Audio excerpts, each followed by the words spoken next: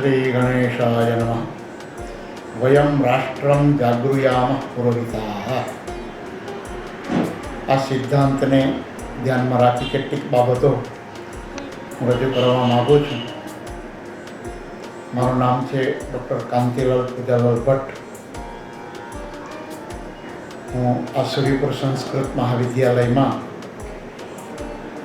1990થી અધ્યાપક તરીકે અહીંયા સેવા બજાવું છું અને ત્યારબાદ 2011થી પ્રધાનાચાર્ય તરીકે પ્રિન્સિપાલ તરીકેની સેવાઓ બજાવું છું.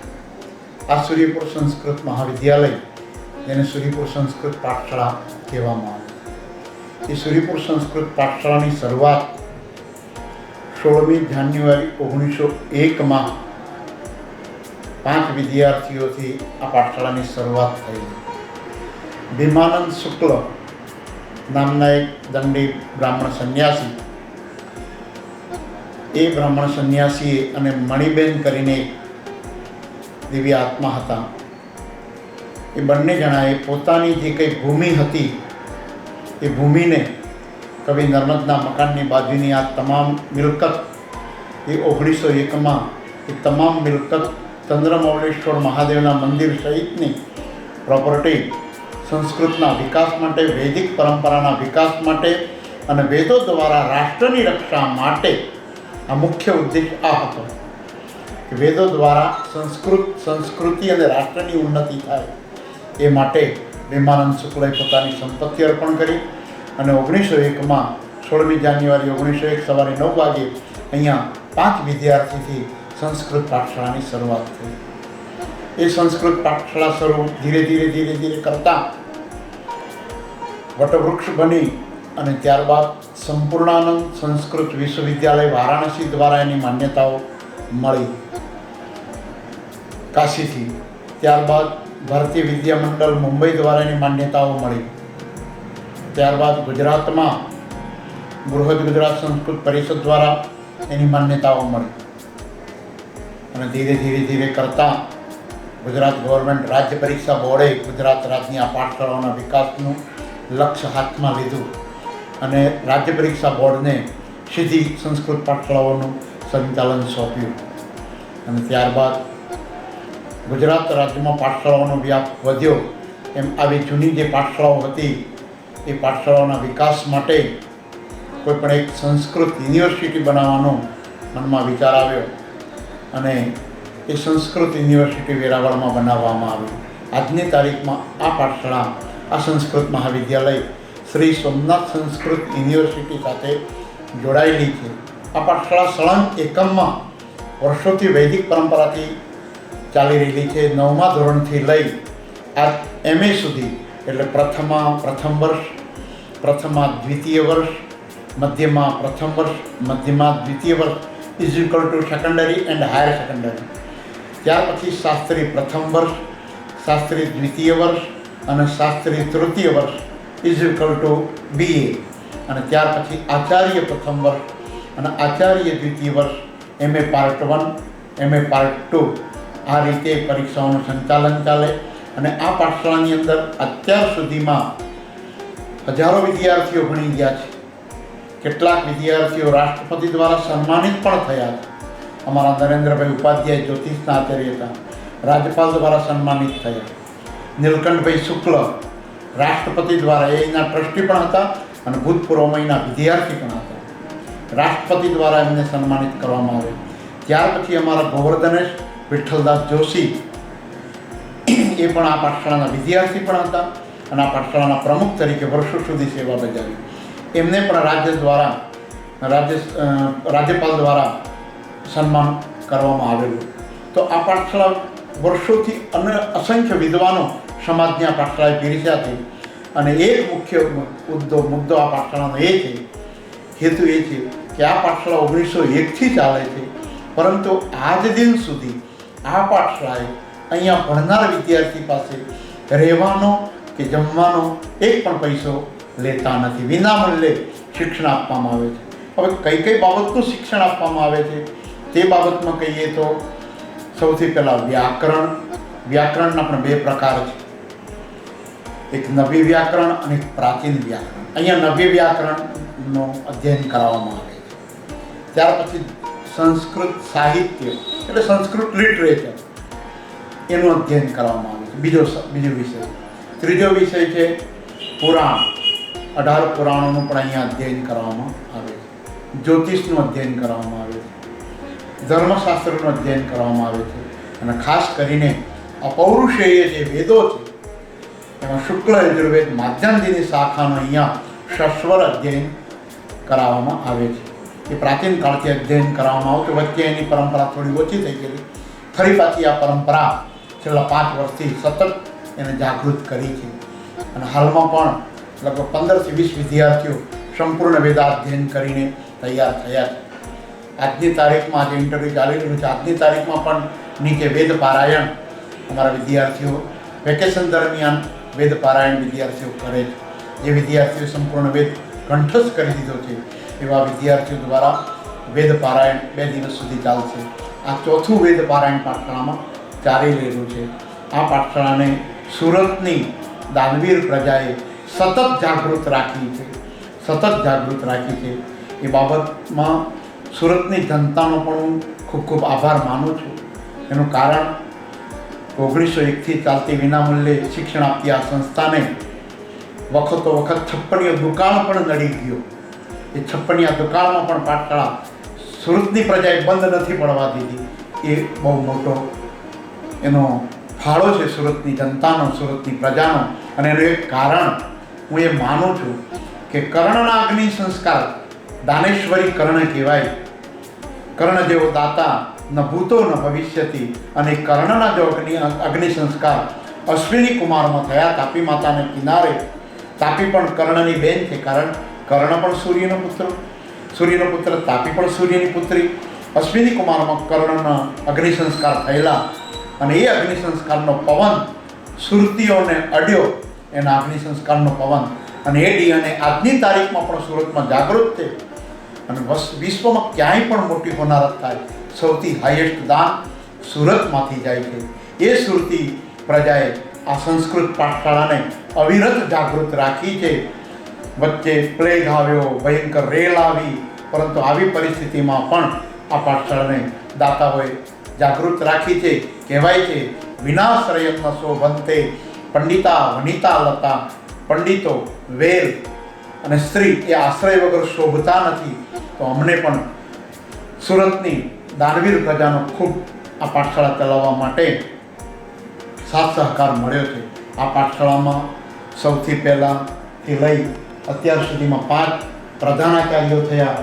પ્રથમ પ્રધાનાચાર્ય 1901થી, દ્વિતીય પ્રધાનાચાર્ય, તૃતીય પ્રધાનાચાર્ય અને ચોથા પ્રધાનાચાર્ય. આ 4 પ્રધાનાચાર્યો 1901થી અત્યાર સુધી 2011 સુધી ચંદ્રકાંત ભટ્ટ સુધી આ બધા પ્રધાનાચાર્ય અહીંયા ભૂમિકા નિભાવી છે, પોતાનો ફાળો આપેલો છે. તે જ રીતે નીલકંઠભાઈ શુક્લ, ગોવર્ધનભાઈ જોશી, જ્યોતિન્દ્રભાઈ ખાંડવાલા, બાલકૃષ્ણ ઉપાધ્યાય વગેરે અનેક મહાનુભાવો એ આ પાઠશાળાને જાગૃત રાખવા માટે પોતાનું બલિદાન આપ્યું છે, પોતાની સેવાઓ આપી છે. એ લોકોની સેવાથી અને એ લોકોએ જે જાગૃત રાખી છે એને સતત જાગૃત રાખવાનો એક નમ્ર પ્રયાસ અમે કરી રહ્યા છીએ. અત્યારે આ પાઠશાળાની અંદર હીરાભાઈ ત્રિવેદી, નીતિનભાઈ ભજીયાવાલા આવા મૂર્ધન્ય વ્યક્તિઓ આ પાઠશાળાને સતત ટ્રસ્ટી મંડળ આ પાઠશાળાને જાગૃત રાખી રહ્યું છે. હસીતભાઈ મહેતા આવા બધા કાર્યકર્તાઓ પાઠશાળાને જાગૃત રાખી રહેલા છે. અમારો આ ટ્રસ્ટ મંડળ છે. અધ્યાપકોમાં અત્યારે ડૉક્ટર પુનિતભાઈ શીલુ, મોહન કિશોર રઘુનાથ ઝા, અભિષેકભાઈ અક્ષયભાઈ ઉપાધ્યાય, રાજકુમાર શર્મા આવા અધ્યાપકો અત્યારે કાર્યરત છે. કોઈ અધ્યાપક સાહિત્યના આચાર્ય છે, કોઈ સંગીતના આચાર્ય છે, કોઈ વ્યાકરણના આચાર્ય છે, કોઈ પુરાણના આચાર્ય છે, કોઈ વેદના આચાર્ય છે. આવી રીતે સતત આ પાઠશાળાને હાલમાં પણ જાગૃત રાખી છે. હાલમાં આ પાઠશાળામાં 80 જેટલા વિદ્યાર્થીઓ વિનામૂલ્યે શિક્ષણ મેળવી રહ્યા છે.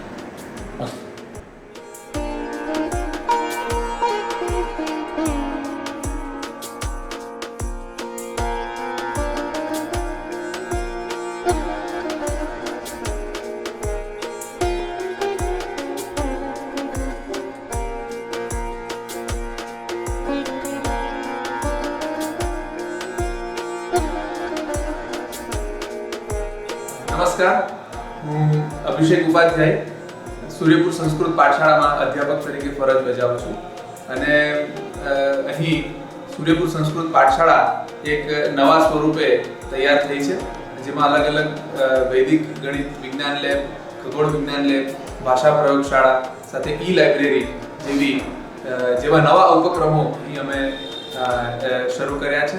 સાથે વૈદિક પરંપરાને જાળવવા માટે અહીં વેદનું નિત્ય અધ્યયન સાથે સાહિત્ય, સંગીત, વ્યાકરણ જેવા વિષયો પણ અહીં સચોટતાપૂર્વક એકદમ ભણાવવામાં આવે છે. ગુરુ પરંપરાગત રીતે અહીં બાળકો નિવાસીય શિક્ષણ પ્રાપ્ત કરે છે અને જે સમાજમાં જઈને સારા એક સંસ્કૃતના પંડિત તરીકે, પુરોહિત તરીકે, સારા જ્યોતિષશાસ્ત્રી તરીકે, કથાવાચક તરીકે કે પ્રાધ્યાપક તરીકે એક સફળ ભૂમિકા ભજવે છે. અને આ સંસ્કૃત પાઠશાળા તો ખૂબ પ્રાચીન એટલે કે 1901 થી કાર્યરત છે અને આવા કઈ કેટલા વિદ્વાનો અહીં તૈયાર થયા છે અને તૈયાર થતા રહેશે. સૂર્યપુર સંસ્કૃત પાઠશાળા ખાતે અહીં એક બનાવવામાં આવેલ છે વૈદિક ગણિત અને વિજ્ઞાન લેબ. જે આપણું વૈદિક વિજ્ઞાન છે, યજ્ઞોનું વિજ્ઞાન છે, એની આ લેબ છે અને એની અંદર આ યજ્ઞશાળાનું મોડેલ છે. મોડેલમાં અલગ અલગ પ્રકારના કુંડના આકારો સહિત અહીં સ્થાપિત કરવામાં આવેલ છે, જેમાં અલગ અલગ પ્રયોગ પ્રમાણે, જાણે કે વિષ્ણુ યાગ હોય તો પદ્મ આકારનો કુંડ હોય, નવચંડી હોય તો ચતુરસ્ર હોય, એ જ રીતે અલગ અલગ સૂર્ય યાગ હોય તો સૂર્યના આકારનો કુંડ હોય, એવા અલગ અલગ પ્રકારના કુંડના આકારના કુંડ અહીં મૂકવામાં આવે છે. અને યજ્ઞશાળા, આદર્શ યજ્ઞશાળા કેવી હોવી જોઈએ એનું પણ એક અહીં મોડેલ બનાવવામાં આવેલ છે. કુંડને વિગતવાર અહીં સમજાવવામાં આવે છે, જે કુંડ કેટલા માપના હોવા જોઈએ અને કઈ રીતે એની રચના કરી શકાય તેના મોડેલ પણ અહીં વિગતવાર અહીં એકાંકી મૂકવામાં આવેલ છે, જેમાં ચતુરસ્ર કુંડ, યોનિ કુંડ, પદ્મકુંડ, અર્ધવૃત્ત કુંડ, સમ અષ્ટાસ્ત્ર કુંડ, વૃત્ત કુંડ, સમ ષડસ્ત્ર કુંડ, ત્રિકોણ કુંડ, વિષમ ષડસ્ત્ર કુંડ અને વિષમ અષ્ટાસ્ત્ર કુંડ, એ રીતના અલગ અલગ પ્રકારના કુંડ અહીં બતાવવામાં આવે છે. સાથે યજ્ઞના જે પાત્રો છે એના ચિત્રો અને એના અહીં ડેમોન્સ્ટ્રેશનમાં મૂકવામાં આવે છે. કુંડ મંડપ સિદ્ધિ નામનો એક ગ્રંથ છે, જેના આધારે આ બધી વસ્તુઓ ડેમોન્સ્ટ્રેશન વિદ્યાર્થીઓને ભણાવવા માટે એક પ્રેક્ટિકલ વર્ક એમને જોવા મળે એના માટે અહીં અમે એક વૈદિક ગણિત લેબ બનાવેલી છે, જેમાં વૈદિક ગણિતના સિદ્ધાંતના કેટલાક સાધનો પણ અહીં છે. વૈદિક ગણિત અને ગણિતના જે આચાર્યો થઈ ગયા આર્યભટ્ટ, વરાહ મિહિર, શ્રીનિવાસ રામાનુજન સાથે આપણા સૃષ્ટિની ઉત્પત્તિનો ઇતિહાસ સાથે કાલગણના, મન્વંતર અને કલ્પનું વર્ણન જેવા પણ અહીં ચાર્ટ મૂકવામાં આવેલ છે, જેનાથી વિદ્યાર્થીઓ વિશેષ એમાં માહિતી પ્રાપ્ત કરી શકે. અને એના અભ્યાસક્રમમાં જ આ બધું આવે છે, એટલે એના માટે એક પ્રેક્ટિકલ લેબ પણ અહીં તૈયાર કરવામાં આવેલ છે.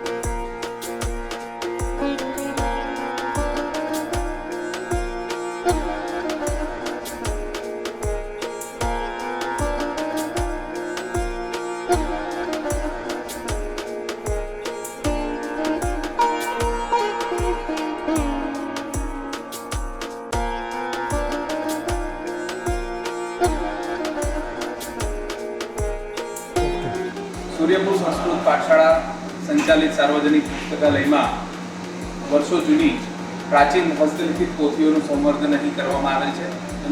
જતન માટે આ કબાટની અંદર જેટલી પણ પોથીઓ દેખાય છે બધી જ હસ્તલિખિત અને જૂની મુદ્રિત, એટલે કે જ્યારે નવું ટાઈપની શોધ થઈ ત્યારથી જે પ્રાચીન ગ્રંથો છે, જે દુર્લભ ગ્રંથો છે, કેટલાક લભ્ય છે, કેટલાક અલભ્ય છે, એવા ગ્રંથોનું અહીં સંવર્ધન, એનું ડિજિટલાઇઝેશન અને તમામ કાર્ય થઈ રહ્યું છે, જે અહીં આપ સંગ્રહમાં જોઈ શકો.